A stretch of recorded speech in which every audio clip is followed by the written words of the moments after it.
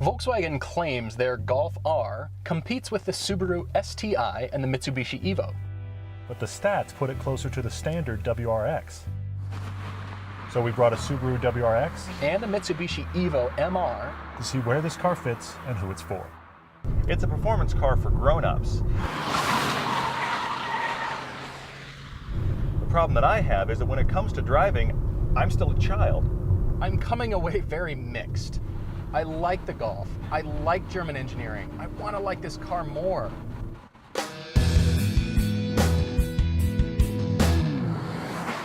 I'm driving the 2012 Subaru WRX. Every time I think of Subaru, all I can think of is the Brat. It's like such a Mad Max vehicle to me. They'll just hop on and do anything, go anywhere kind of car. That kind of feeling is still alive and well. This car feels like it's ready to go do anything. This is a fairly tricked out WRX, but this is not the STI. As a result, instead of a 305 horsepower monster, this is running about 265, but that is still more horsepower than the Golf R for less money. There are fewer reasons now to buy an STI than there have ever been before, because the WRX has become so very capable. They've got the recipe right. It is dialed. On the other hand, I feel like Subaru's been kind of living in the 80s. It's the shifting feel. It's robust and it's geared well, but it's very vague. It's hard to find each gear that you want. Twice during my drive, I've been trying to shift quickly from third to fourth, and I've caught the edge of second. It's also got super long throws. I mean, it's like I'm driving a truck. So I do miss the 6-speed in the STI. That really is a great transmission compared to this. It's much harder to be precise with this 5-speed. It feels like it's from the 1980s.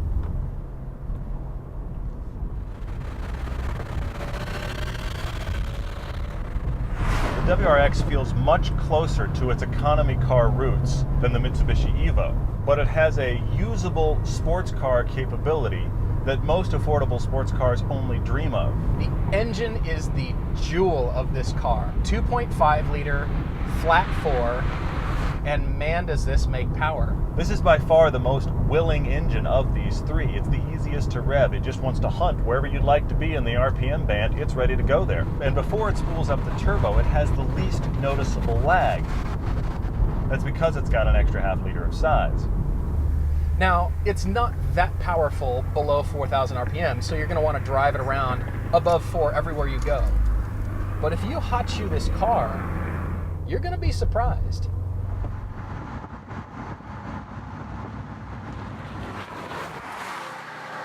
Every time I dip into the throttle, I'm surprised by how willing and powerful this engine really is. But I'm also surprised every time I put my butt in these seats and I realize, nope, they really are as bad as I remembered them to be.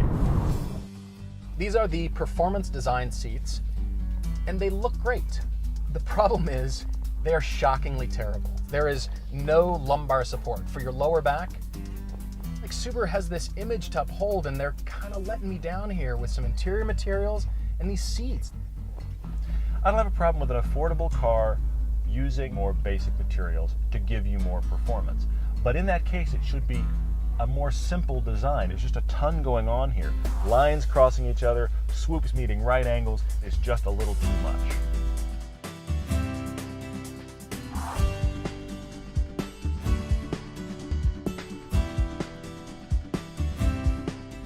I like Subarus. They are fun, practical, reliable vehicles. In general, though, they are not beautiful cars. This is a very busy design. There's just a ton going on. The front end is very aggressive. The fender flares look a little bit like those DTM cars, the German Touring Car Championship, and I think Subaru has done a great job making that corporate front end. But putting all the scoop shapes you could possibly think of on one car, it's not Legos.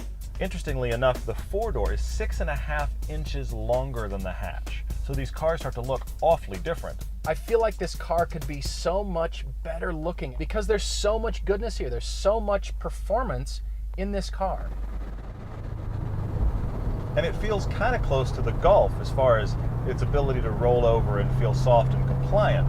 But you can tell there's an athlete underneath. Meaning, the faster you drive it, the smaller it gets. And yes, Subaru tunes their vehicles to have a little bit of understeer naturally, and this is no exception. But because of the all-wheel drive, there's a lot of tires down there trying to really wrench the car out of the corner. And it's tighter handling than you think it is. Initially, just that first turn in, you think, ooh, this is not so great, but stay with it. Turn into a corner hard, roll onto the throttle, and stay with it. The WRX is more fun to push than the Golf. And it's got far more capable all-wheel drive system all the time than the Golf R is ever going to have. The real downside is the seats and the stick shift. Two things that should make this car more involving and draw you in more, keep you at a distance because they're just looser and softer than they should be. To me, the WRX is kind of like comfort food. It's an old recipe, but it's still a good recipe.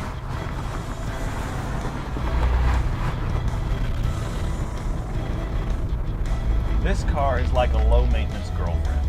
If you want to stay in and watch a movie, if you want to go out and get trashed, if you want to do something that'll be wild fun and you just might wind up in jail, she's willing.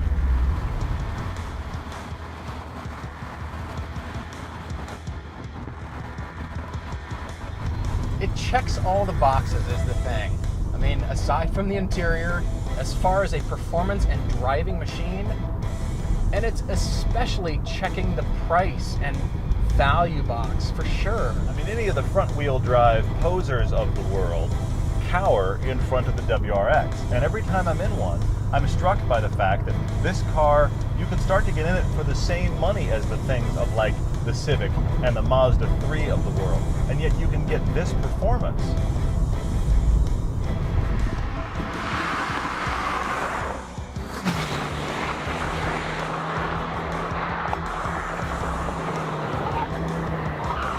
So I came into this thinking German car, I'm a German car enthusiast, or So bigot. you want me to guess how that's going to go, don't you?